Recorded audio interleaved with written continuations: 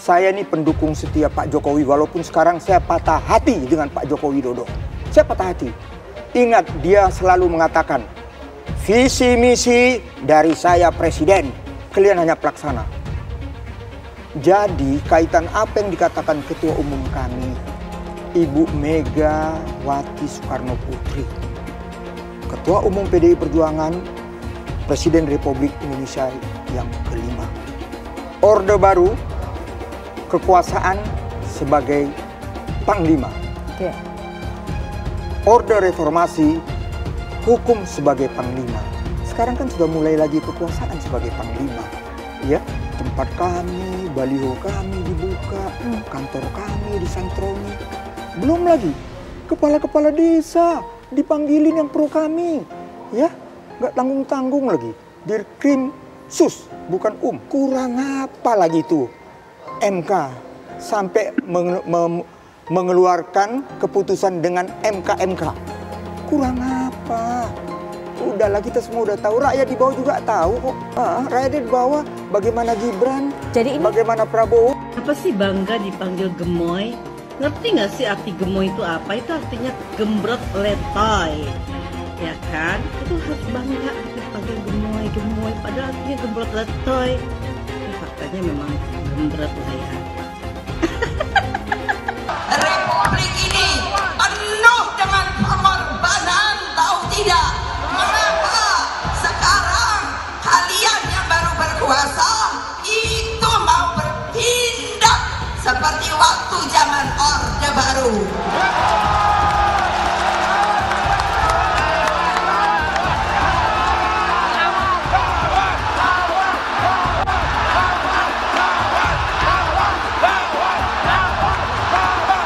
Berani tidak? Berani tidak? Berani tidak? Merdeka! Merdeka! Merdeka! Menang kita! Ganjar Mahfud! Satu putaran! Takut apa tidak? Takut apa tidak? Takut apa tidak? Yes, begitu dong. Mestinya ibu nggak boleh ngomong gitu, tapi udah jengkel, tahu nggak? Kalau kita bergerak pada tataran melawan radikalisme, maka kita pasti akan bicara tentang demokrasi. Mengapa begitu? Karena kelompok radikal ekstrim teror yang mengatasnamakan agama pasti mengharamkan demokrasi. Mereka menganggap bahwa demokrasi adalah produk manusia yang selalu diharamkan oleh mereka.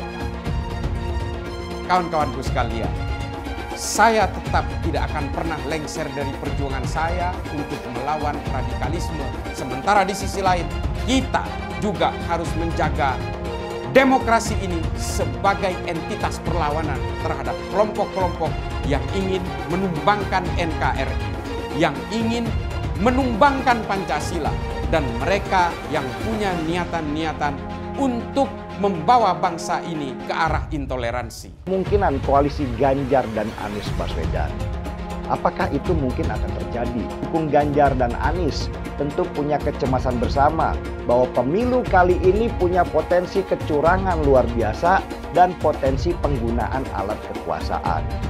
Saya tetap memprediksi bahwa tetap akan terjadi 2 putaran.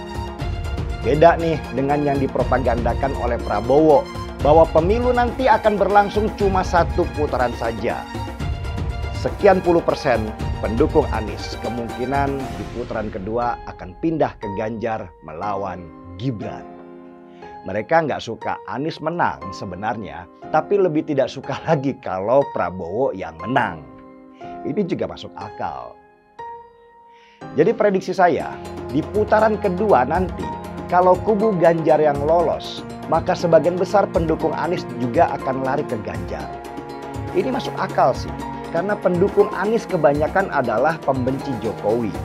Meskipun sebagian besar dari mereka dulu adalah pendukung Prabowo.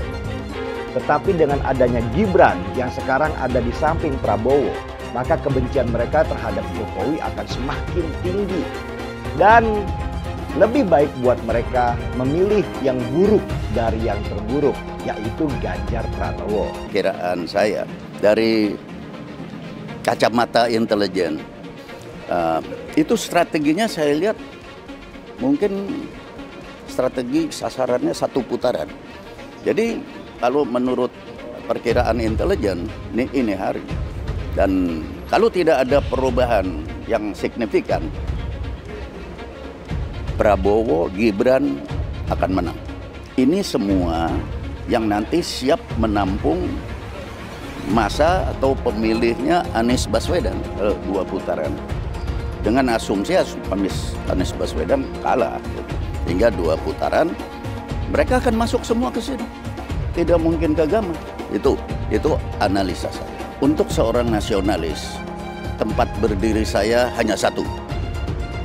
Bukan pasang kaki, enggak. Pasang kaki 2, 3, enggak. Hanya pasang kaki di 1 tempat, yaitu di tempat orang-orang yang nasionalis, yang berwawasan kebangsaan, yang berfilsafat hidup Pancasila. Seperti Prabowo itu menyatukan diri dengan Jokowi waktu sesudah Pilpres, bersatu lagi. Mereka bersatu karena punya satu wawasan kebangsaan, punya prinsip bahwa seorang nasionalis harus 1. Kalau sekarang sampai 2, itu menurut saya itu yang salah, bukannya saya yang salah. Saya tetap berdiri di prinsip bahwa nasionalisme adalah segalanya untuk Republik Indonesia. Saya selalu menggaungkan yang namanya narasi keberlanjutan, narasi penyempurnaan. Jadi nggak ada yang namanya arah baru atau perubahan. Kalau surveinya bagus, kita kerja keras lagi, biar bisa 1 putaran. Bahwa sudah saatnya pemuda memimpin bangsa Indonesia. Prabowo Gibran. Saya ulangi sekali lagi semua, Prabowo Gibran. Cara reformasi dilokomotif juga oleh anak muda. Terus kenapa orang mempersoalkan kalau anak muda yang memimpin bangsa ini? Pemuda lah yang akan menentukan siapa capres dan cawapres yang akan menang di pertarungan Pilpres 2024. Nah, yang pasti kalau buat saya dibandingkan misalnya Pak Gibran jadi maju gitu, Mas Gibran gitu ya. Ya saya pilih Ganjar sama Mahfud lah, karena lebih teruji kan. Anda jadi wali kota baru 2 tahun 3 tahun kan belum teruji juga. Ini urus negara loh, mau jadi presiden loh. Kalau Anda belum lengkap, belum pernah di legislatif, belum nasional ya maksudnya DPR, kan DPR belum ngerti nih pemerintahan seperti apa. Anda belum pernah di eksekutif yang tingkat provinsi, Anda nggak ngerti jadi presiden nanti. Ini bukan soal belajar coba-coba loh. Ini negara dipertaruhkan untuk 2045.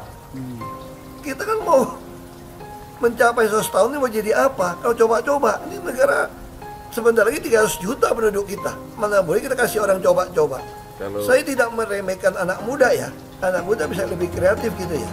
Tapi bicara tata negara harus mengerti konstitusi. Anda bukan hanya untuk berani untuk maju. Kalau cuma berani maju, banyak bisa kita pilih orang berani maju. Tapi yang lengkap dengan track record ini kan butuh waktu pembuktian. Pasti Pak Ganjar, Pak Mahfud yang lebih pengalaman. Saya tidak mau anak cucu saya harus nunggu sekian tahun lagi. Kayak pengalaman Jakarta gitu kan, nunggu lagi mundur. Males sudah. Jadi kita nggak usah coba-coba deh. Udah jangan dengerin janji-janji manis orang. Buktikan aja selama ini bagaimana. Lebih setuju lagi apa yang disampaikan calon presiden Pak Ganjar Pranowo.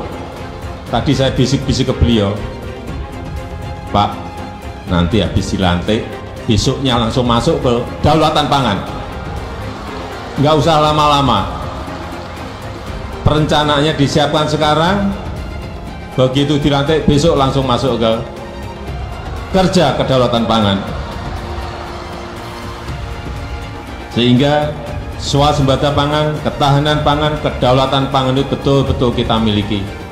Dan saya yakin Pak Ganjar mampu menyelesaikan ini. Ya kita jujur aja ngomong, kalau Anda mau jadi presiden, wakil presiden, nah, kalau tanya sama saya, kamu mau jadi politisi, mau jadi apa sih? Ya kalau nggak beres negara ini, ya saya mau jadi presiden. Kan cuma jadi presiden bisa cepat membereskan itu. Coba lihat, kayak di DKI, kok nggak ada Ahok, nggak ada demo. Kalau Ahok nggak nyalon kan nggak ada masalah kemarin. Coba kalau ada Ahok, jadi Ahok itu adalah orang yang tidak boleh di politik. Karena dia membuat bangsa ini tidak bisa bersatu. Itu terbalik-balik. Yang pengen pecahin orang siapa? Kok saya yang dituduh? Ini bagi saya itu aneh gitu loh. Tapi itu fakta. Nah, makanya saya tetap ada di PDI Perjuangan. Karena satu-satu partai yang tetap mencalonkan saya di DKI dengan ancaman macam-macam hanya PDI Perjuangan. Katanya, kata Ibu Mega, mau jadi apa bangsa ini? Kalau kamu Pak Ahok yang bisa kerja, yang jujur, tidak boleh mencalonkan diri. Masa orang yang nggak jujur, yang itu mau yang bisa dicalon, katanya mau jadi apa, bisa kerja apa? Makanya saya pribadi ya putuskan ya ikut Ibu Megawati, PDI Perjuangan. Saya lihat cuma dia bisa berani terang-terangan. Kalau di DKI dulu saya sudah mundur, dianggap bikin kacau, bisa bikin demo. Ini sesuatu yang aneh menurut saya gitu loh. Ya, Ibu Mega nggak boleh mundur, harus maju. Mau jadi apa bangsa ini katanya? Kalau kamu ditekan untuk mundur, nah itu yang saya sampaikan. Bilang dihalang-halangi, Anies masih sering bikin acara di sana-sini. Bebas pula. Duh, nggak capek apa ngibulin rakyat mulu, Pak? Nah, yang gue pertanyakan nih, Anies itu kampanye di mana-mana sering naik pesawat jet. Nah, pesawat jet biaya sewanya dari mana, Pak? Atau itu pesawat jetnya siapa, Pak? Coba jujur deh. Karena setahu gue nih, itu punya bos Anda, Surya Paloh. Anies bicara soal pendidikan. Padahal waktu dia di Jakarta, dia sendiri nggak mampu buat memberikan bangku sekolah yang cukup waktu mimpin di Jakarta. Artinya, dia nggak mampu memberikan bukti kalau omongan dia itu bisa dilaksanakan. Anies bilang, setiap jabatan harus diisi sama orang-orang yang kompeten. Lah, faktanya di Jakarta, beberapa jabatan diisi sama orang-orang dekatnya dia. Nggak kompeten pula. Terus TGUPP, itu yang jumlahnya seabrek-abrek, fungsinya buat apa, Pak? Kok Jakarta makin berantakan sih? Sekali lagi, Anies nggak bisa membuktikan omongannya. Anies bilang dia akan membuka lapangan kerja. Yang dulu janjinya 200.000 lapangan kerja, ternyata cuma omong kosong, alias cuma janji palsu. Soal pembangunan yang berkelanjutan. Dia bilang di Jakarta dia udah meneruskan yang udah baik. Lu jangan percaya ya, itu ngibul. Faktanya nggak seperti itu loh. Belum lagi nih, program penanggulangan banjir. Jadi di daerah Jakarta itu ada daerah yang sebelumnya udah bebas banjir. Pas Anies mimpin, kok bisa-bisanya daerah itu banjir lagi? Gimana nggak banjir kalau kalinya udah nggak pernah dikeruk sama dibersihin, Pak? Kalau soal Jakarta, gue bisa bicara banyak deh. Jadi gue saksi bobroknya kepemimpinan Anies di Jakarta. Dan gue bisa pastiin, omongan manisnya Anies soal apa yang dia lakukan waktu mimpin Jakarta itu banyak ngibulnya. Milih Anies dan Imin setidaknya sudah menyelamatkan Indonesia dari kehancuran. Gus Dur saja dikudetanya, apalagi rakyat. Yang satu memang jago kata-kata, jago beretorika, nggak kelawan kalau soal kata-kata. Di sisi lain, kita sama-sama melihat yang sudah ditulis pakai tangan dia sendiri, pakai hati dia sendiri, lagi dia ingkari, apalagi hanya mengandalkan kata-kata dan janji. Pun demikian dengan janji Cak Ponimin. Gus Muhaimin memberikan program siapapun yang hamil yang ada di muka bumi Indonesia ini akan diberikan tunjangan selama hamil. Karena itu yang masih jomblo secepatnya nikah, hamil, dibiayai kehamilannya oleh Gus Muhaimin. Akan mendapatkan subsidi, akan mendapatkan tunjangan rata-rata 6 juta selama kehamilan. Gus Muhaimin dan PKB menang. Semua yang punya sepeda motor, BBM-nya kita subsidi gratis tanpa biaya. Siapa yang di sini punya sepeda motor? Tahun 2024 PKB menang Gus Muhaimin presiden, disubsidi serendah-rendahnya harga subsidi BBM. Kalau PKB sekarang bukan PKB Gus Dur, ini PKB Caimin. Jadi beda, PKB-nya sudah beda. Jadi nggak bisa lagi menurut saya, memang masih tetap jualan nama Gus Dur, itu ada larangannya jelas sekali. Tapi ya namanya orang masih mencuri-curi, kebiasaan kayaknya mencuri-curi. Mencuri partai, sekarang mencuri gambar. Gus Dur pendiri partai, orang yang dikatakan oleh Caimin sebagai guru politiknya, malah dikudeta, apalagi rakyat. Susah kan mau milih pemimpin seperti itu nanti? Pak Prabowo hari ini adalah calon presiden dari Partai Gerindra. Saya sampaikan berkali-kali bahwa saya tidak ingin menjegal, saya tidak mau menjadi orang yang dibawa untuk berhadapan dengan Pak Prabowo dan menghentikan Pak Prabowo. Saya tidak mau. Dan saya katakan itu kepada siapapun yang datang kepada saya untuk berbicara tentang calon presiden. Yang nanti anak saya dan anak-anak saya akan ingat itu. Nah, saya tidak mau mengkhianati, menikam pada orang yang dulu sudah bekerja, membantu, dan berjuang bersama. Bapak Politik Identitas Indonesia Anies Baswedan, Bapak Intoleransi Indonesia Anies Baswedan, jangan lupakan, jangan terlena, jangan sampai dia pecahkan kita dengan dagangan ayat dan mayatnya. Air itu turun dari langit, turunnya ke atap rumah langsung sumur bor, bukan ke sungai dan ke laut. Saya mensyukuri kenapa kalah, kenapa ditahan. Saya bersyukur atas itu semua. Saya coba bayangkan ya, kalau seandainya waktu itu kita menang, gitu ya, hari ini belum tentu kita bisa nikmati seperti ini. Kita bersyukur 5 tahun Tuhan izinkan kasih ke orang yang pintar ngomong untuk kerja. Coba kalau kita bayangkan gitu ya, kalau kemarin saya masih jadi gubernur, ini saya udah turun ini. Tapi yang pintar ngomong itu dikira orang hebat kan? Ini lebih berbahaya tahun 2024, langsung ketahuan karakternya. Langsung ketahuan itu.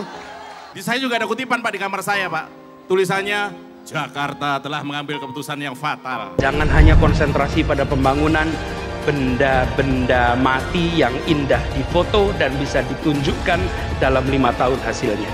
Kalau kita mau menilai sebuah janji, maka lihat janjinya, lalu lihat kenyataannya. Dulu janjinya apa ya? Dan ini aneh, betul-betul aneh. Ini bukan kampanye, tapi saya sampaikan sini. Di satu sisi menyiapkan jalur-jalur air untuk dikirim ke laut, di sisi lain di lautnya dipasang dengan pulau reklamasi. Tinggal tunggu waktu jadi rob, air balik. Dan ini melawan sunatullah. Kenapa?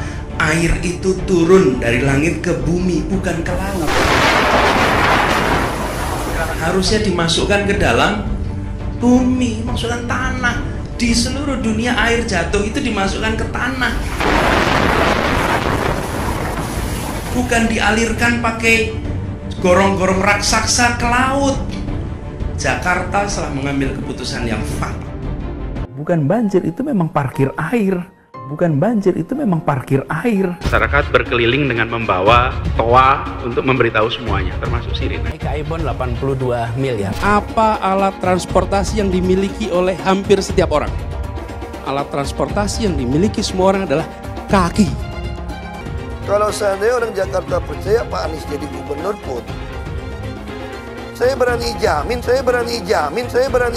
kok dia akan lakukan normalisasi yang sama seperti saya lakukan kok. Gak usah bohong lah. Ketika air sampai di muara, maka siap untuk dipompa ke laut. Pancasila Soekarno, ketuhanan ada di pantai. Anak Tuhan dari mana? Kalau Yesus anak Tuhan, bidangnya siapa? Besok di seluruh wilayah Indonesia kami katakan dalam. Iblis hanya menggoda orang yang beriman. Makanya jarang-jarang orang kafir kerasukan setan. Yang kerasukan setan itu orang baik-baik. Jarang, saya belum pernah nengok Cina kerasukan setan. Pernah tak Ahok itu kerasukan setan? Enggak, setannya juga. Karena sesama setan jarang saling menggoda. Karena di salib itu ada jin kafir. Karena di salib itu ada jin kafir. Karena di salib itu ada jin kafir. Haleluya. Kepalanya ke kiri apa ke kanan? Kepalanya ke kiri apa ke kanan? Tetap percaya salib itu lambang mulia, bukan jin. Kok ketawa? Aku nggak nyindir siapa-siapa loh. Saya nggak pernah mundur untuk kebenaran, keadilan, kejujuran. Dan peri kemanusiaan, gue nggak pernah mundur. Dan gue nggak pernah takut juga sama lu. Siapapun yang rasis, gue akan hadapin. Karena rasis itu tidak berperi kemanusiaan. Sama saya ditanya dulu kan, kamu nyesel nggak statement kamu di Pulau Seribu sehingga masih masuk penjara? Tidak pernah nyesel. Karena saya mengatakan kebenaran. Anies merupakan antitesis daripada Pak Jokowi. Antitesis artinya bertolak belakang dengan Jokowi. Anies sudah menyatakan tidak akan melanjutkan semua program dari Pak Jokowi. Jadi semua pembangunan yang dilakukan oleh Pak Jokowi akan dihentikan oleh Anies jika Anies menjadi presiden. Lagi pula Anies didukung oleh khilafah dan pendukung Anies adalah ormas seperti FPI dan HTI. Apa kita mau FPI dan HTI kembali di Indonesia jika Anies memimpin? Anies juga dikenal sebagai bapak politik identitas yang menghalalkan segala cara untuk menggapai kekuasaannya, termasuk menggunakan politik identitas berbasis agama. Lihatlah di kasus Ahok waktu itu. Kita sudah bisa melihat hasil kerja Anies selama 5 tahun di Jakarta. Tidak ada satupun janji yang dipenuhi dan tidak ada kinerja yang bisa dibanggakan. Dari DP 0%, OKOC, kelebihan bayar, Formula E, banjir, sumber resapan, jalan rusak, dan gonta-ganti nama jalan. Lihatlah rekam jejak Anies selama 5 tahun. Bayangkan Indonesia ke depan jika dipimpin oleh Anies. Dan bayangkan jika Anies menang. HTI dan FPI, ormas khilafah yang dibubarkan itu akan dikembalikan oleh Anies. Apakah kita mau Pancasila diganti jadi khilafah? Perkataan Ahok sudah terbukti dan Jakarta sudah menjadi korban. Jangan biarkan Indonesia menjadi korban kibulan Anies Baswedan. Umat minoritas, terutama kaum Tionghoa, tidak akan memilih Anies Baswedan. Saya merinding dengar pidato Bu Megawati kemarin malam dalam acara Rakornas Relawan Ganjar Mahfud. Jujur, saya nggak mengira di usianya yang ke-76 tahun, Bu Mega itu nggak kehilangan spiritnya yang dulu mempesona saya waktu dia pidato di kasus 27 Juli tahun 96 dan waktu Soeharto jatuh di tahun 98. Pidatonya Bu Mega pada masa Orde Baru berkuasa itu menggelegar dan membakar semangat pendukungnya dengan suaranya yang powerful. Dan sekarang, di usianya yang 76 tahun, Bu Mega itu bahkan nggak kehilangan powernya. Dulu waktu saya mendengar Bu Mega muda pidato waktu melawan Orde Baru, saya itu senang melihatnya. Karena seperti melihat Margaret Thatcher dari Inggris, Evita Peron dari Argentina, atau Cory Aquino dari Filipina, tokoh-tokoh wanita yang mendunia. Mega malah jauh kelihatan lebih muda dari Prabowo meski usianya beliau itu jauh lebih tua. Pidato Bu Mega yang bicara di depan para relawan Ganjar Mahfud itu jelas-jelas membakar semangat orang-orang yang hadir di sana. Saya coba bandingkan saja dengan Prabowo Subianto yang usianya lebih muda dari Bu Mega, sekitar 72 tahun kalau nggak salah. Yang semakin tua malah semakin kaya anak-anak yang dikit-dikit joget nggak jelas. Prabowo yang latar belakangnya militer malah kehilangan ketegasannya dengan joget-joget itu dan bangga banget disebut gemoy. Padahal menurut teman saya arti gemoy itu adalah gemuk letoy. Saya paham kenapa Bu Megawati sangat marah dengan situasi sekarang ini. Bu Mega ini adalah salah satu tokoh yang head to head dengan mantan Presiden Soeharto, penguasa Orde Baru yang berkuasa selama 32 tahun lamanya. Cobalah kalian anak-anak muda yang gak hidup di masa Orde Baru, googling aja tentang perannya Bu Mega di masa Orde Baru. Di sana kalian akan lihat bahwa sejak awal nama Megawati Soekarno Putri itu menjadi momok buat Soeharto. Kisah perjuangan Megawati Soekarno Putri melawan rezim penguasa yang kuat dan besar bernama Orde Baru itu menjadi bagian dari sejarah Indonesia. Kita bebas bicara sekarang. Itu karena perlawanan luar biasa terhadap rezim Orde Baru di mana Bu Megawati adalah salah satu tokoh yang berada di garis depan melawan mereka semua. Coba googling lagi tentang kerusuhan 27 Juli itu untuk mengingatkan. Dan akibat dari peristiwa itu, gerakan anti Soeharto semakin menguat sehingga menyebar ke banyak mahasiswa yang akhirnya bisa menjatuhkan Presiden Soeharto dari kekuasaannya selama 32 tahun lamanya. Gerakan inilah yang dinamakan Gerakan Reformasi, yang melahirkan demokrasi di Indonesia sesudah puluhan tahun demokrasi itu dibungkam oleh rezim Orde Baru yang dipimpin oleh Soeharto. Dan sesudah Soeharto jatuh, lahirlah yang namanya PDI Perjuangan, partai besar yang kita kenal sekarang. Ketika Megawati gabung di partai PDI, dulu namanya bukan PDI Perjuangan ya, pemerintahan Soeharto lah yang berperan memecah belah partai PDI dengan membuat dualisme kepemimpinan antara Megawati dengan Suryadi. Dan akhirnya puncaknya terjadilah kerusuhan pada bulan Juli tahun 96 ketika kantor PDI yang dipimpin oleh Megawati diserang oleh orang-orang suruhannya Soeharto. Orde Baru itu menghalalkan segala cara supaya tetap berkuasa. Mereka bahkan nggak peduli dengan yang namanya hak asasi manusia. Karena manusia itu buat mereka hanyalah sebuah deretan angka. Saya juga ingin mengingatkan kepada banyak teman bahwa bangkitnya Orde Baru itu sangat berbahaya. Orde Baru itu punya prinsip pembungkaman demokrasi. Karena demokrasi itu menghalangi absolute power.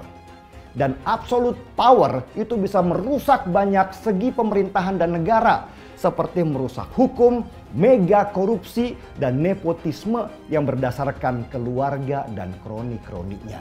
Jadi pantas saja ketika Bu Megawati menemukan tanda-tanda bahwa Neo Orde Baru akan bangkit lagi, dia keluar dari kandang bantengnya dan mulai memimpin perlawanan.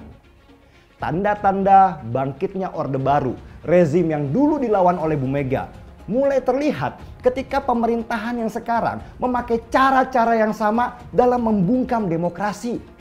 Tanda-tandanya itu mirip banget, seperti pengerahan alat negara, merusak Mahkamah Konstitusi, dan menggunakan hukum sebagai alat untuk menyandera banyak tokoh politik dan banyak pejabat.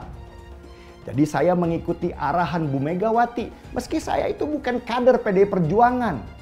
Karena baru di Pilpres sekarang ini, situasi bahaya ini jauh di atas masalah siapa calon presidennya. Tetapi fokus pada terancamnya demokrasi kita.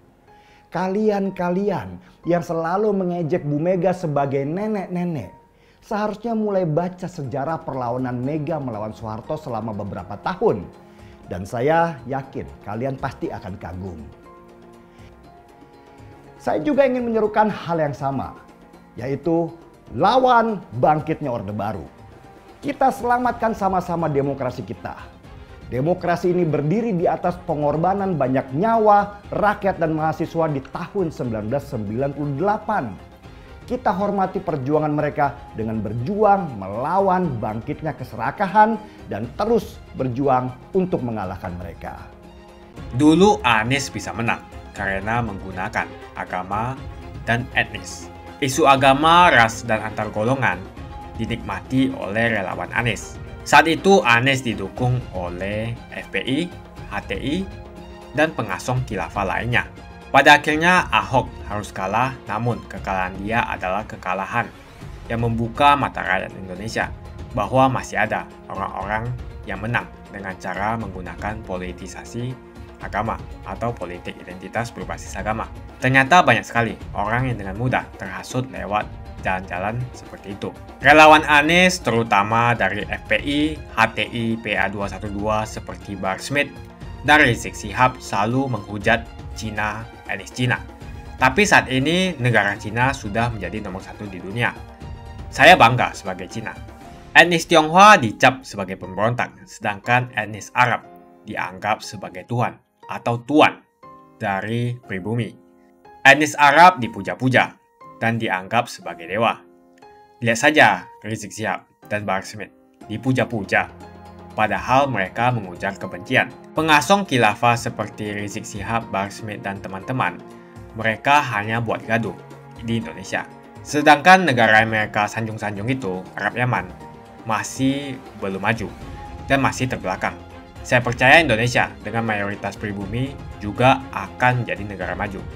Seharusnya Arab Yaman belajar dari negeri Cina, seperti kata kitab suci. Belajarlah sampai ke negeri Cina. Anies dan juga pendukung Anies seperti Rizik Syihab, Bahar Smith, dan kelompok-kelompok HTI dan FPI harus belajar ke negeri Cina supaya tidak lagi melakukan kelebihan bayar. Yang jelas saya memilih pribumi, bukan yang dari Yaman. Ganjar jelas pribumi, nasionalis, dan pasti akan melanjutkan visi dan misi dari Pak Jokowi. Suara Ahok merepresentasi warga minoritas, dan etnis Tionghoa mendukung Ganjar Pranowo. Ahok pasti akan mendukung Ganjar, karena Ahok anti radikalisme. Ahok yang jelas tidak akan mendukung Anies Baswedan, karena Anies Baswedan didukung oleh kelompok khilafah, HTI, dan FPI, ormas terlarang itu. Anies merupakan antitesis daripada Pak Jokowi, dan diragukan kenasionalisannya, apalagi pribumiannya. Antitesis artinya bertolak belakang dengan Jokowi. Anies sudah menyatakan tidak akan melanjutkan semua program dari Pak Jokowi. Jadi semua pembangunan yang dilakukan oleh Pak Jokowi akan dihentikan oleh Anies jika Anies menjadi presiden. Lagi pula Anies didukung oleh khilafah, dan pendukung Anies adalah ormas seperti FPI dan HTI. Apa kita mau FPI dan HTI kembali di Indonesia jika Anies memimpin? Anies juga dikenal sebagai bapak politik identitas yang menghalalkan segala cara untuk menggapai kekuasaannya, termasuk menggunakan politik identitas berbasis agama. Lihatlah di kasus Ahok kali itu. Kita sudah bisa melihat hasil kerja Anies selama 5 tahun di Jakarta. Tidak ada satupun janji yang dipenuhi dan tidak ada kinerja yang bisa dibanggakan. Dari DP 0%, OKOC, kelebihan bayar, Formula E, banjir, sumber resapan, jalan rusak, dan gonta-ganti nama jalan. Lihatlah rekam jejak Anies selama 5 tahun. Bayangkan Indonesia ke depan jika dipimpin oleh Anies. Dan bayangkan jika Anies menang. HTI dan FPI, ormas khilafah yang dibubarkan itu, akan dikembalikan oleh Anies. Apakah kita mau Pancasila diganti menjadi khilafah? Bagian Indonesia Timur yang mayoritas non-muslim seperti Bali tidak akan setuju dengan khilafah atau sistem khilafah. Mungkin Indonesia akan bubar jika Anies menjadi presiden. Perkataan Ahok sudah terbukti dan Jakarta sudah menjadi korban.